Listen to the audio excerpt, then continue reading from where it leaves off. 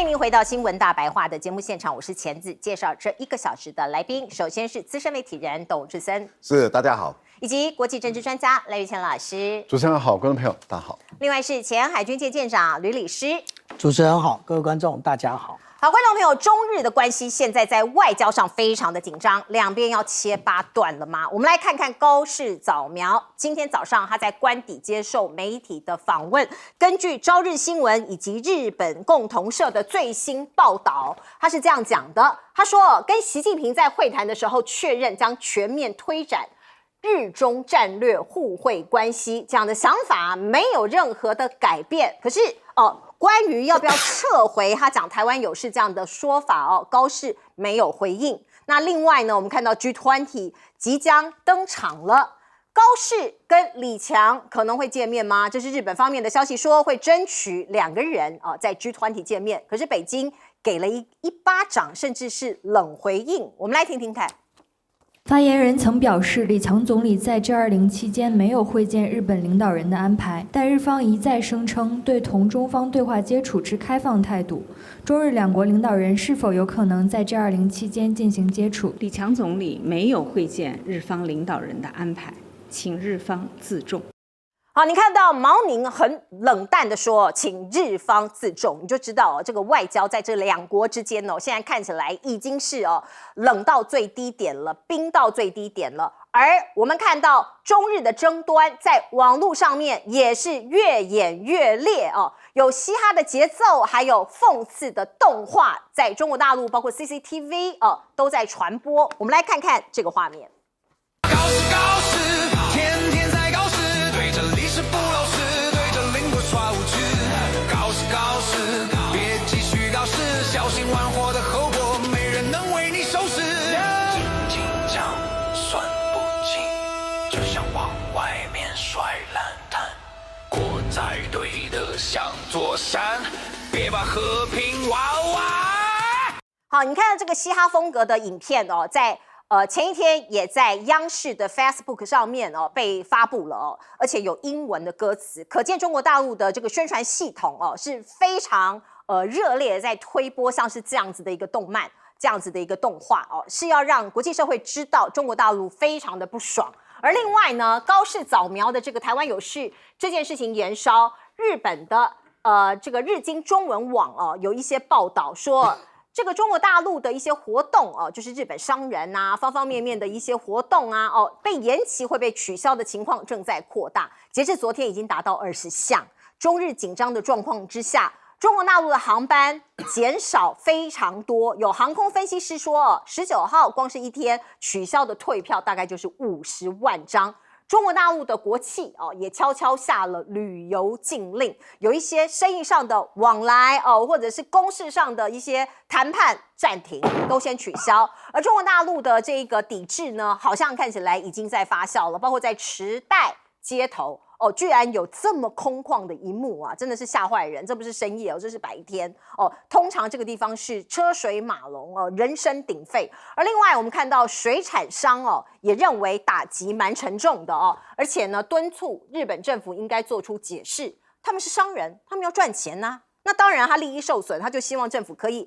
这个把一些他为什么要这么做的一个原因解释一下。那我们再来看看，包括旅游、水产、牛肉的禁令之后呢，日本现在有一些人在担心稀土是下一波中国大陆反制的一招那这个东西如果这一招祭出来之后呢，在日本的相关的科技还有很多的研发这些都会受到一些影响的。那我们看到日本贸易会会长他就说不能排除这样的可能性。而我们再来看看日本有一位网红也很担心因为当然现在情绪还很高昂，有一些网红会说干得好干得好，像这样子的声音也有。可是有一些比较担忧的网红就会说如果把中国给惹怒了，这些后果其实你不见得所有的企业跟农民他们面对的现况你要帮他们想一想不要只是嘴巴上面好像觉得很开心就好了。包括日本将面临化肥短缺，然后就会出现粮食供应不足，同时稀土也会出现匮乏，而让高科技产业进入停滞期。这是一些比较看得远的一些网友或是网红他看到问题即将发生，所以提出一些呼吁。而另外，我们再来看看前首相，这是日本前首相鸠山由纪夫，他就用《论语》引用《论语》来呼吁高市早苗纠正错误。他说：“过则勿但改，过而不改是为过疑，敦促尽快纠正错误。”什么意思？你有过错，不要害怕去改如果你犯了错不改，才是真正的犯错。第一次犯错没关系，你要更改。来，我们问问看董哥。其实大家可以看到高市早苗，我觉得他讲这话，现在已经心里有点后悔，可是他不能不跟下去嘛，刚上任，所以今天接受媒体的访问时候，媒体问他你会不会收回去，他就沉默了。那大家可以想见前2天中国大陆跟日本那个会面一定是中国大陆要求说，你回去跟你们首相讲，请他把话收回去。那对方一定说，我们可以承诺以后不再讲，但是没办法收回去，一定是这个过程啦。所以大家不要看手插在口袋啦，头低低的那些，我告诉你，里面的内容绝对对话一定是这样。可是高市早苗他为什么现在让整个日本、让整个东亚、韩国、俄国所有国家大家都对他这种态度非常反感？为什么？因为这里本来是应该是很平静的一片嘛，对不对？那你现在是这个过程它就是高市早苗主动挑衅。各位朋友，这4个字很重要，他是主动挑衅他就说，如果台海有战争的话，视为日本很危急了，所以我们就可以集体自卫权就可以出动了。就是说台海有战争，可能因为台湾宣布独立，中国大陆就出兵，那我们就要出兵。各位懂了吧？白话文大概就是这样。那这个就是很大胆，你就在鼓励赖清德政府，你们可以搞台独，我们会帮你。所以赖清德很高兴赶快吃日本的水产啊。那这个有帮助吗？没有帮助，但是火上加油。所以我觉得高市早苗他现在当然，我觉得他心里是后悔，可是嘴巴一定要强硬到底。那这个对日本来讲他其实伤害是很大。只要想一想看，中国大陆跟日本谁依赖谁的多嘛？中国大陆一个稀土连美国人都怕了，那以后稀土不准进入日本，这一定会慢慢的演变。为什么？因为这个东西火是越烧越烈嘛。那我们其实可以看，刚开始没有这样，可是日本很多人劝他，你这个话应该是收回去，不能讲。包括石破茂才卸任了，告诉你这个都是很和缓的，没有人会当了首相去讲这样刺激别人的话。那这种话，你过去当议员可能讲过很多次，比如说他过去拜靖国神社譬如说他过去不承认有南京大屠杀，那时候毕竟你是议员时代，你现在当首相就代表政府，你不是代表民间了。那高市早苗他这么轻率的，我觉得他其实现在有些后悔。可是他那时候认为说，你看我一上任，川普就对我这么好，你想拉美国来做你的靠山，不可能啊！美国现在也都在巴结中国大陆啊，川普明年4月要去中国大陆访问啊，所有你认为有利的因素，这些人不可能会为你的轻率发言来支持你，这是我们今天看到了。所以你今天把整个中国大陆给惹毛了，过去很多人努力去建立出来的一个日本跟中国大陆和谐的情况，包括今年的6月29号，连福岛10个县市的水产都可以了，现在又停了，为什么？中国大陆的发言人讲即使我们没有停他东西卖过来也没有人敢买也没有人会买就是这样。为什么？因为你现在变成让大家仇日的情绪又起来了。日本过去在中国做了哪些事情，谁不知道？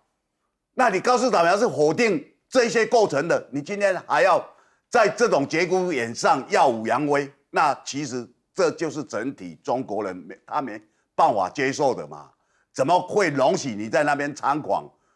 那今天这个节，简单讲，中国有句话叫做“解铃还在系铃人”。高市最好的方式就是收回去，过则勿但改。你讲错了，那你说对不起，我讲这话太过分了，我收回这句话，这个事情就解决了。是。现在大家也在看他会不会做这个收回的动作。他撑越久对他越不利因为事实上大家都看得出来，除非不明事理的人，除非是故意要混淆是非的人，不然的话，其实大家都知道是高市主动去挑起这个事端，因为并不是大陆嘛，大陆事实上是在石破茂的时代啊，石破茂很努力，那中国大陆也感受到石破茂的努力，你看水产品也开始恢复了，那日本承受美国巨大的压力，美国说我的农产品都要进来，所以未来包括大米，未来包括这些水果蔬菜，甚至也可能包括牛肉都要进来了。那对于日本来讲，它的农民面对一个美国的这种便宜的这种品质也都不错的水果、农产品牛肉要进来的时候，对日本农民来讲，其实压力很大。所以中国大陆也愿意跟你说好，那我就进你的这个日本牛嘛，来帮你疏解你的一些压力，进你的一些水产品，疏解你的压力。那美国车也要进日本啊，那日本的车如果能够在中国卖得更好，也疏解他们的压力。其实当时大陆确实都很有善意，这是不争的事实。这个高市上来的时候，习近平在第一时间也跟他会面了，而且只跟他说，坚持中国跟日本双方政府所明定确定的4个文件，中日就可以走下去。其实并没有过分嘛，但是问题就在于高市早苗他的动作就认为中国可欺了。为什么这次会闹这么大？观众朋友，您知道赖清德是主张什么？赖清德的标签就是台独嘛，他就是台独的金孙，他就是主张台独，他到现在不肯放弃台独，所以整个民进党也好，因为他现在是民进党的党主席，民进党的党主席本身就是台独，领导一个台独的政党，现在在台湾执政。高市早苗说台湾有事就是日本有事，其实他的话更简单的说，就是台独有事就是我日本有事，因为大陆不会用武力来去打非台独的，他只会用武力打台独。那这样的情形下的话，你等于是高市早苗的讲话，也就是说我是台独的保护者，他的姿态就是我是台独保护者的姿态出现嘛。坦白说，谈到这里的时候，大家都知道大陆已经到忍无可忍的地步了。那忍无可忍，那当然就不必再忍了。所以所有的动作都出来，有很多人说：“哎呀，水产品没有影响，没有影响吗？因为你是过去10几年来都没有办法卖到中国大陆、香港、澳门，那你现在正可以开始卖，所以本来这些农民、渔民，他们正可以开始过上好日子，但是又没有了，只是恢复原状而已，没有错，你只是恢复原状，也就是说好像改变不大，可是你本来可以过上好日子。这个牛农也是一样，但是问题就在于，当观光旅游业者，刚刚你所提到的这些观光区、景区，哇，当初日本人讲说，哎呀，不需要中国的这个观光游客，哎呀，不需要他们的那个讲的都是一种大话，因为我们都知道，你骤间损失了1/4以上的游客，你的观光旅游业、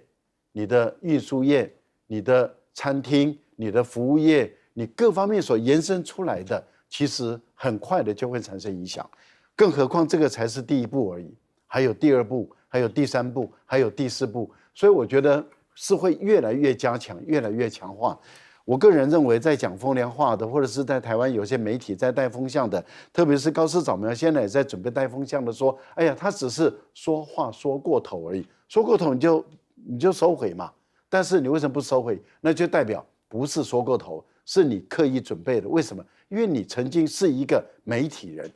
你的幕僚同时也露馅了。你的幕僚说，高市早苗3点钟就进入他的办公室，开始为答询做准备，所以他把所有的重点都画出来，用红线，他把他要讲的话都特别标出来，那是特别的标记。媒体人都知道自己画出红线，特别要讲的就是重要的梗、重要的观念要传达，所以你绝对不是说错话，你也不是说过头，你是处心积虑要做安倍晋三所未成的志愿，你要帮他完成。因为安倍晋三在任内的时候不敢讲台湾有事就是日本有事，你要完成他在国会里面讲出台湾有事就日本有事，刻意为之，不要再说谎。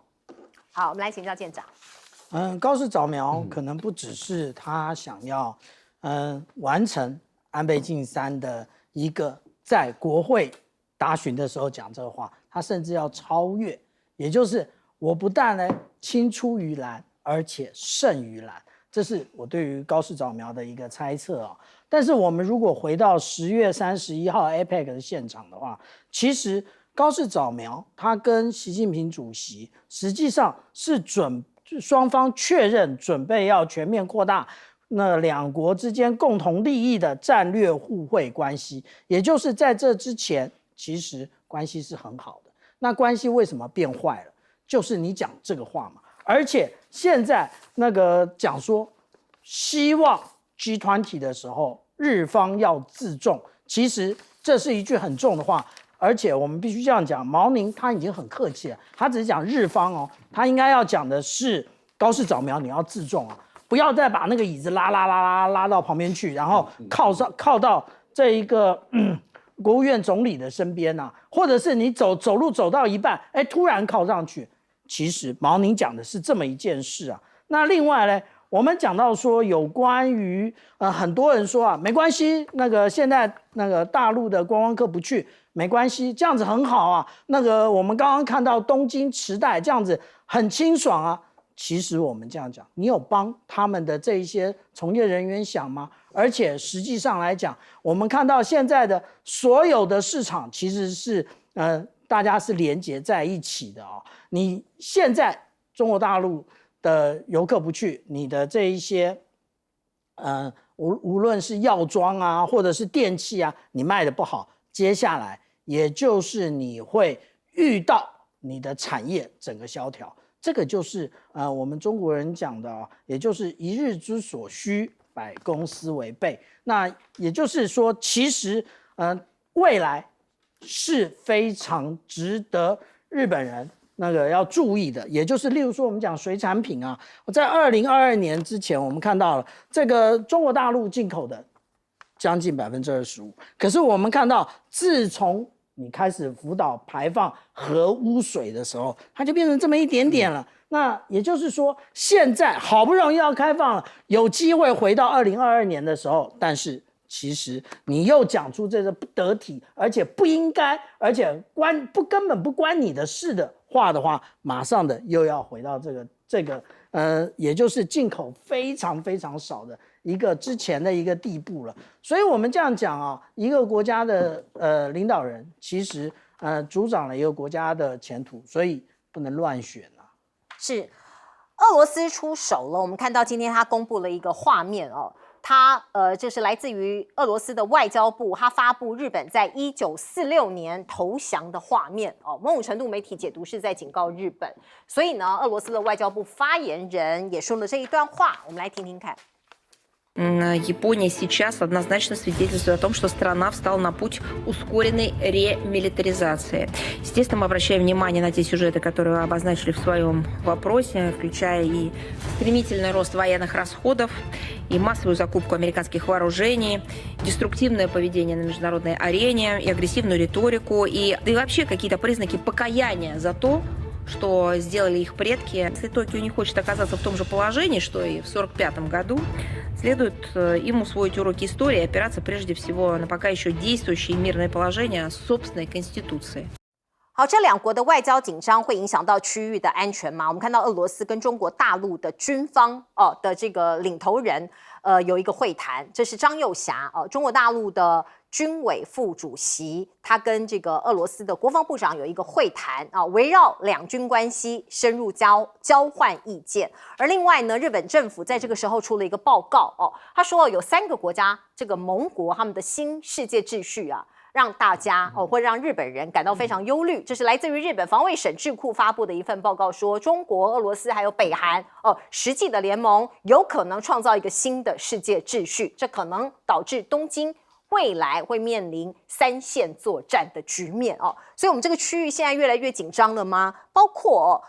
高市早苗有提到一件事情，他说日本的安保3文件的修订这件事情他在考虑中现在还没有完完全全定案。可是，一旦如果要修订的话，未来日本的防卫费会再增加可能会到20兆日币这么多大概是4兆台币的这样的一个范畴占国家总预算大概是2成。那我们再来看看，包括有很多地方就是因为过去日本是只有自卫队嘛，那他们现在是不是要再一步升级哦？所以中国大陆就会说你的是军国主义复辟这样的概念。那解放军呢，最近也在各个媒体做一些所谓的宣示哦。你可以看到，包括南部战区、东部战区、中部战区、西部战区他们的官方账号在网络上面都有一些新的影片在发布。我们先来看看这一个影片，这是南部战区它有一个影片叫做“大势所趋，大义所在，不动如山，召之即来，来之能战，战之必胜”。像这样的一个影片，鼓舞他们解放军的他们自己的军心包含是不是在区域的有一点点危机或者是有一点不安的这个情况下发布这样的影片，当然外界都是高度的关注。您看到这是中国大陆解放军的海陆铁骑这样子的一段影片那强调的也是他们的火力以及精密还有速度多种功能。我们看到包括这个中美其实是真正在后头，我们可以看到真正的大国的一个争端，或者是大国在交锋这样子的一个比拼，他们各自的一个实力所以高市早苗台湾有事的发言，让中国大陆暴怒这件事情，美国的媒体怎么解读呢 ？CNN 说，北京背后有更深层的顾虑。CNN 的报道是这样讲，他说，北京担心亚洲军事态势可能改变，尤其是美国盟友面对中国的军力上升，增加防务支出，而且加强协调。而且没有哪一个国家比日本更能够引发这种担忧。而另外，我们看到中国大陆有一些动作在西北太平洋这个地方，中国大陆有5艘的科考船，他们在这个地方测绘水下地形你可能会问，这有什么意义呢？其实，这个所谓的这个水下的地形包含用于太空与飞弹追踪、海底地形测绘的这个科学船所以这个某种程度美军也在这个观察过去1个月他们在这边的作业活动同期我们看到美军也加强这个地方的演训，让这个区域的军事化的情势也随之升高。而另外我们看到美军去年其实有多起的军机重大事故，比起4年前增加了55%，这个数字看起来真的是蛮惊人的为什么会这样呢？到底是维修有问题，还是人员训练有问题现在还是要看美国这边的调查。来，请教赖老师。我个人是这样认为因为日本跟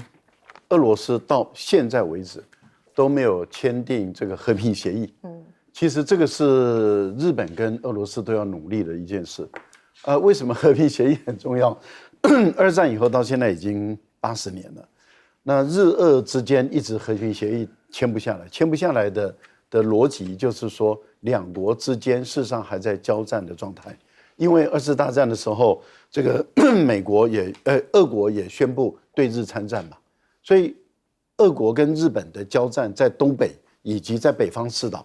那北方四岛的时候，俄军把日军几乎是全歼就20万人大概都杀了然后占领了北方四岛。所以俄日之间是处于交战的状态，由于没有签和平协议，所以等于是还在交战。还在交战的时候，现在对俄国他们特别在这个时间讲出这段话，意思也就是他们观察认为这个高市早苗代表军国主义的复苏所以他不只是对中国大陆释放出他是台独的保护者，释放出他会介入他会参与，或者是他会发动对中国的战争。只要两岸之间爆发冲突，日本就会去打中国。其实台湾有事就日本有事，其实严格上讲就是台独有事就是日本有事。那也就是说，两岸之间爆发战争，然后他就会率军去打中国大陆。那对俄国来说的话，他就不排除像过去一样，日军去攻占这个俄军，也就是1904年、1905年日本去偷袭这个俄罗斯在远东的太平洋舰队，所以他们在这个时间把这个讯号都放出来。换言之，也就是如果日俄之间没有谈妥这个和平协议的话，那俄罗斯就不排除可能也要准备对日本有硬的一手了。这是俄方的一个态度跟一个宣布。那同时，中国大陆在过去我们看到的它的军事影片里面比较多的是在释放出东部战区，也就是说警告台独说你一搞台独，那没办法了，我们只好以武力相向的，不搞台独，两岸之间用和平的方法来解决。可是，一搞台独，那就没有选择了，一定是武力。所以过去绝大部分都是东部战区的这一些他们的演训的这样的一个画面。但是由于军国主义已经起来了，高市早苗代表军国主义的复苏，我们也看到了高市早苗也好，麻生太郎也好，这些人都非常的嚣张，非常的跋扈。他们认为有美国川普的那个场面话，川普说：“你高市早苗只要打电话给我，有求必应，100%的满足你。”那他们认为有美国可以做靠山，所以他们可以开始恢复他们的军国主义。所以第一个，他们要修改无核三原则，也就是过去日本是承诺不制造、不拥有，然后不转运进来这3个原则，但是他们要修改，那就代表日本想要拥有核武，而日本有没有能力拥有核武？有能力。日本过去曾经有过这个记录，这个是记录哦，也就是历史事实。他们偷偷的藏匿了核废料，不像国际联合国的国际原能组织来申报它的核废料，他偷偷藏起来。为什么他偷偷藏起来？他想要偷偷的提炼那个浓缩铀，所以被人家发现了以后，他不得不在国际的压力下交出他所藏匿的核废料。这代表日本曾经想要偷偷摸摸的去生产制造核武器，这是第一个，他的过去的历史事实。第二个，我们要问的是，他有没有这个能力？有，日本有制造核武的能力。好，那既然有过这样的一个经验，那对俄罗斯来讲，对中国大陆来说，那当然一个想要拥有核武的日本，这个部分就已经形成了中日两国的全面战争了。所以在这一次中，4个战区同时把画面放出来，就是放出一个讯号，大陆在准备跟日本的全面性的战争。是，这是一个警告意味非常浓的一个宣示哦。来，舰长。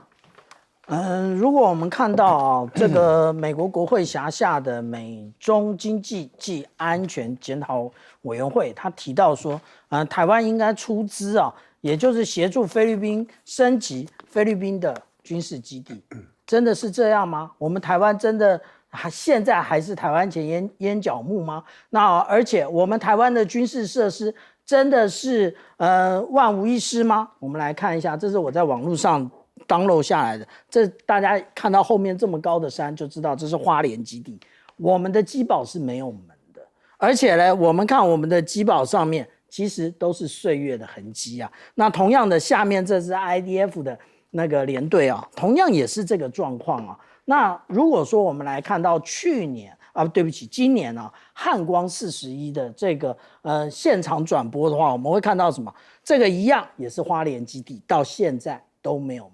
然后现在想到了一些从乌克兰的经验得到了，现在要买网子，你不用防爆门，你要用网子，这真是很滑稽的一件事啊。另外同样他们在展示潜力装挂的时候，大家有仔细看到这一块吗？你的这一个机堡里面还在渗水啊。那也就是什么？你的机堡的抗炸都是个问题。那这就是我们讲到说，我们自己都已经这个样子了，你还要去帮助菲律宾？我们来看一下中国大陆的机堡，那这个是除了混凝土之外，里面还有内衬钢板。然后你看看它的防爆门有多厚啊？它有用网子吗？没有。那至于说我们看到高市早苗现在讲这么硬的话，其实我们想要问一下，高市早苗的勇气到底是谁给的？其实也就是自卫队给的。为什么？因为自卫队现在不断的在提升自己的能力，也就是他们现在正在研发高超音速飞弹。那这个高超音速飞弹呢，它透过太空中卫星的无论是中继或者是侦测，然后提供它攻击的位置，然后它有2种构型啊。那这2种构型分别是我们看到也就是我们一般看到的类似东风17的这个乘波体的弹头，另外一种弹头呢，也就是类似我们看到的鹰击19的这个弹头，它都有自己分别的效果。然后我们看看，它其实不断的在模拟那个，也就是攻击这些其他的岛屿。为什么？因为它针对的就是中国大陆，而且不仅是如此而已。大家觉得这个是未来的事吗？不是未来啊，也就是我们看到它预定要能够纳入部队，也就是明年2026年。那现在的进度是什么？现在的进度呢，我们也就看到，它现在已经在做训练，而且它已经开始测试了啊。那只有这样这么有底气吗？当然不是，也就是我们看到了之前的鸟海号，它也就是9月26号的时候，它已经在进行吊挂这一个战斧巡弋飞弹，这当然是模拟的。那它未来它要去那个美国，那进行那个安装战斧巡弋飞弹，还有它的这一些系统的一些装备，所以高市早苗这么硬气，但是背后就是迈向军国主义。哇，原来有这样子的一个背景在啊！是来请教董哥。对啊，大家其实可以看到高市他当然代表日本一个坚国主义，所以习近平在跟他见面的时候就说中日两国是一衣带水啊。一衣带水是什么意思？中国的成语就是说江河很狭隘，所以我们是非常邻近的这种地形你是没办法割开的那习近平他讲的一段话，其实大家比较少引用我把它讲。他说，目前中日的关系机遇跟挑战并存，希望日本新内阁树立正确对中认知，珍视两国老一辈政治家和各界人士为发展中日关系倾注的鲜血跟努力，坚持中日和平友好合作的大方向那很多人都很努力，包括刚下台的石破茂。包括鸠山他也见他说你够责无当改，所以其实很多人都知道高市早苗过去在当民意代表当议员的时候，其实是有这种倾向那所以就害怕说你一当首相就代表政府代表国家的政策，你出来讲的话，那可能对很多人会有伤害比如说现在这些农业这些水产业的就受伤害那时候在众议院执行他这个人叫冈田克也，那冈田克也他是很好心的为什么？他那时候他今天接受媒体访问，因为大家讲说你是不是故意问他让他讲出道？他说不是我们是立宪民主党，我们是很担心那因为高市过去当民意代表有一些相关的言论，所以我们今天就 pass 打一个给他讲，那希望他能够讲的比较和缓，不要再去讲这个。结果他讲出了。这个话让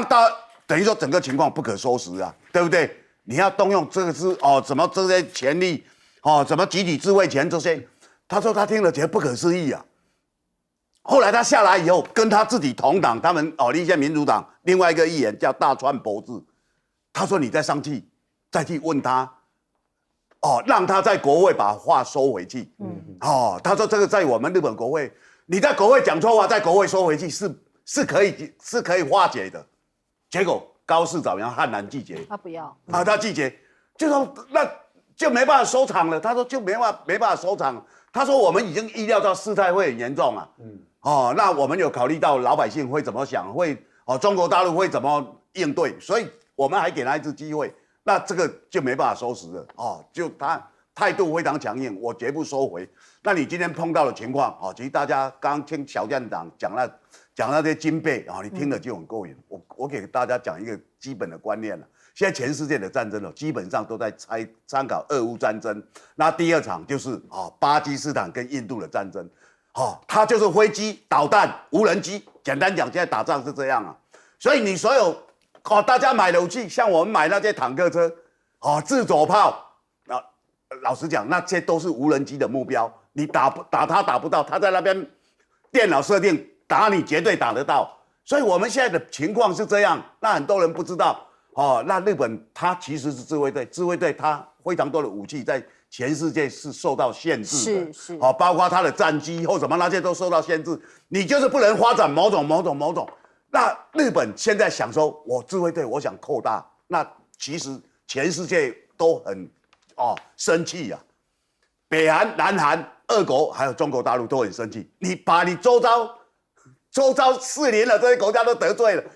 你高市在做什么？你好好让日本的经济再复苏，不是很好吗？好，我们再来看看欧洲大陆的动向，这是英国首相施凯尔明年1月会访问中国大陆。我们看到，就是英国媒体 Sky News 的报道说，施凯尔在1月底会访问中国，这将是7年以来英国领导人第一次访问中国。那前首相梅伊是2018年那个时候最后一位访问中国的英国领导人，可是之后呢，这两国的关系某种程度是走向恶化，那现在要开始有一些修复了吗？我们看到呢，中国大陆在伦敦这边有一个超级使馆计划，可是呢遭受到一些反对所以这个1月份的访华是不是就代表开绿灯了呢？媒体有这样子的一个揣测就是可能会让他盖那会放行获得正式的批准，这是来自于《星岛日报》的报道。而另外，我们再来看看德国的关系，德国跟中国大陆的关系现在呢我们看到他的财政部长他也去中国大陆访问了。他说这一次的访问呢是帮助两国弥合分歧，获得中方关于稀土供应的承诺，稀土是重中之重所以你看到呢，经过一番的折腾，最后绕回原点，中国最后还是德国最大的贸易伙伴我们看到今年1到9月，德中贸易已经超过了1859亿欧元中国超过美国，变成德国最大的贸易伙伴。而另外，我们再来看看俄乌战争现在乌克兰的未来很多人还在关心，可是可能是朝悲剧的方向走。我们看到这是来自于美联社的独家报道，说是他们取得的秘密的一个文件川普为了要结束这场战争，所以呢他要求乌克兰割让领土给俄罗斯。多大的领土呢？大家看看这张照片这张图，他们这个草案里头建议把整个顿巴斯整个顿巴斯的区域全部划给俄罗斯。此外，目前大概乌克兰的军队有88万也被要求裁减到60万人，真的是赔了夫人又折兵。如果是这个草案是真的的话那知情的官员是跟美联社说，泽伦斯基的高级顾问乌梅洛夫已经在经过部分修改之后完成，而且同意大部分的内容就是同意割地。可是因为现在还没有得到乌克兰以及美国这边的证实所以这个新闻现在暴露出来是有可能要割地赔款那另外呢，这是丧权辱国的条约这如果是照这个草案来看，的的确确是丧国辱权。下个礼拜就要签了吗？我们看到《每日电讯报》有进一步的揭露，他说美国指派的乌克兰特使凯洛格很生气因为你就是等于是要逼迫乌克兰做出很大的让步，所以他已经很生气，丢出辞呈会做到明年1月底。而另外我们看看呢，刚刚有说美国的海军、美国的空军最近到底发生什么样的事情了？我们看到2架美国的军机在南海相继坠毁，飞行员是跳伞了，可是现在这个飞机还没有打捞到，美国海军也启动了打捞的作业，要看看到底发生什么事情。还有另外可能飞机上有一些机密，所以他们必须把它给捞回来。而另外呢，川普真的很猖狂，他骂女记者是小猪，我们来看看。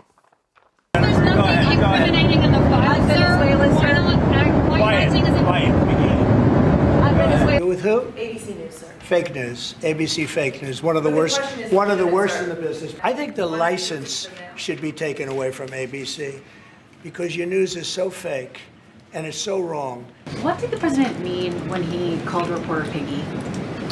Look, the president is very frank and honest with everyone in this room. You've all seen it yourself. You've all experienced it yourselves, and I think it's one of the many reasons that the American people reelected this president, because of his frankness. And he calls out fake news when he sees it. 好，白宫发言人帮川普来做解释，可是你能不能够接受每个人可能意见不一样。那另外呢，美国现在的就业人数比预期的还要糟，而且下修。我们看到的这是来自于美国劳工局刚刚发布的9月就业报告，而且这个延宕很久了显示7月跟8月的非农就业成长数字遭到大幅的向下修正。这个2个月合计被高估3.3万个工作，就是现况比你想象中还要糟所以你看到福斯新闻这是 Fox News 是比较亲近川普的他的民调高达76%的选民对目前美国的经济情势是负面的看法，所以川普终于认了，他说对啦，我民调下滑怎么样呢？下滑就下滑，可是聪明人支持我的越来越多了，不支持我的都是笨蛋，潜台词啊。好，来，请教赖老师。我们先谈一下英国好了。英国的工党上台了以后，摇摆不定了哈，一下子想要跟中国大陆恢复过去的这个经济比较多的合作，可是美国一有压力以后又倒向美国啊，所以一直延宕了相当的一段时间。可是问题就在于，即使工党一直对川普示好啊，但是都等不到川普美国给他的援助。那现在英国的经济是每况愈下，通货膨胀越来越严重，工资不变，人民可支配的钱越来越少，生活越来越困难，那怎么办？其实美国这边不可靠，那当然他还是要求助于跟中国的合作。中国大陆一直确实有意有心要跟英国合作，为什么？因为英国的金融还是很强。那中国大陆当然是很希望能够跟英国的软件，也就是金融啦、服务业啦等这些的合作。英国目前来讲，生产工业制造业已经不够强了。那英国本身也脱离了欧盟了以后，它也不能够享受欧盟原本的这种自由贸易的系统，所以英国的经济一直处于困境。那现在工党又转向了目前来说，看这位工党的领袖到中国的访问，他能不能走到底，还是最后又摇摆不定啊？如果又摇摆的话，我想中英的关系可能就再也很难再走好。但是由于英国再怎么样，他目前来讲是他的工党领导的，所以基本上来讲工党说了也就算了所以我觉得跟大陆跟英国的交道会比较好打。比较难打的是德国，因为德国是联合政府。你看德国的 Merz， 他是以前是梅克尔的一个政党，可是因为 Merz 跟梅克尔就是死对头，所以他不可能走梅克尔的路线。但是这个党是仇中反中的党所以他的外交部部长基本上也是仇中反中。所以你看他的外交部部长还没有去中国大陆访问之前，对中国大陆释放出很多的恶意，最后去不了访问。然后接着又开始软化了，然后寻求和解，然后寻求说再给我一个机会到大陆去访问。到目前为止都还没有确实可以到中国来访问，所以德国的总理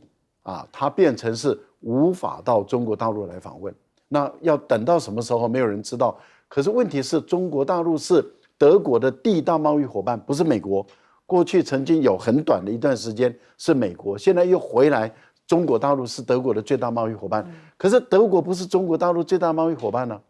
那你想，我是你的最大贸易伙伴，你不是我的最大贸易伙伴，理论上讲就是你有求于我，不是我有求于你嘛。而德国基本上来讲不长眼，不长眼的这个政党，他当然就搞不定了，搞不动。所以梅克尔到目前为止没有办法到中国来访问，而他的不同政党的社会党，财政部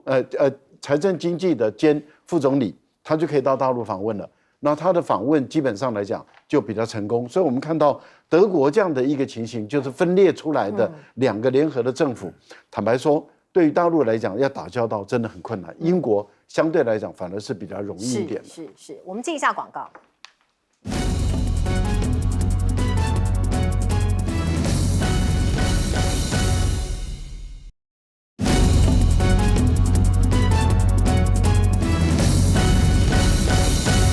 好，我们自己是当记者的，当受访者直接骂我说：“闭嘴，小猪！”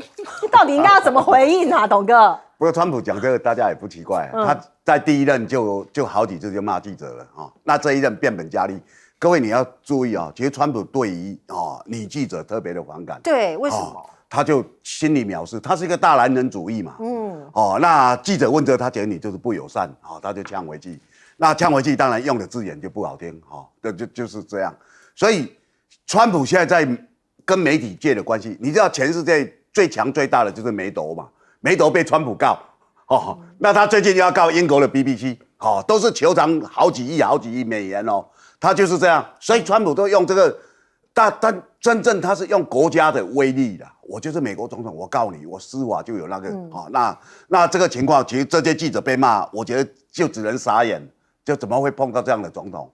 那。川普也不以为意，因为他过去用这个态度的话，他的支持者反而更挺他。结果说没有错，那些就是不孝媒体，你要把他降回去，干得好，就会这样。那川普就越行得意。可是实际上的情况是怎么样？川普的民调下降，连他自己都承认，他过去是不太承认的。那民调下降其实也不奇怪了，这个就是关税以后，然后美国造成各行各业，譬如说你很多东西涨价了，通膨，那物价指数都提高，这些东西其实大家都感受到了。那感受到，当然你就会迁入到，这就是总统的政策。以前不是这样嘛？川普始终认为，只要他上任，他实施这个关税政策以后，美国所有过去的那些毛病都会改善，美国就会再度伟大。他不晓得先伤到自己，那虽然他碰到了好像各国都卑躬屈膝，讨好他，但是最后的结果是怎么样？是美国社会自己本身也受到很大的影响，那这个就是他真正民调低的情况，所以他就是个高大的自恋狂啊！我做这个一定很好，做那个一定很好，他现在最喜欢吹嘘，你看我已经摆平8个国家的战争啊，都被我摆平啊！诺贝尔和平奖怎么不是我？所以高市早苗就奉承他，我们会马上推荐提名你，哇，他听了好高兴哦！各位，高市早苗就是一直跟他灌迷汤，那川普就听了很高兴。回去他就不认账了啦，我告诉你，高市早苗认为他会认账，所以各位，你对川普的个人风格现在都很清楚。所有我们在媒体上看到什么外交政策啦，战争部长怎么讲，那些通通没有用，美国只有他讲话有用，他把所有的部长讲的话推翻，他所有的外交政策就是我川普个人的政策，你们都不懂，我去谈我的元首外交。其他的通通不算，这就是川普的风格啊。对，所以大家要熟悉，而且要慢慢适应。还有3年多的，还有3年。好，我们进一下广告。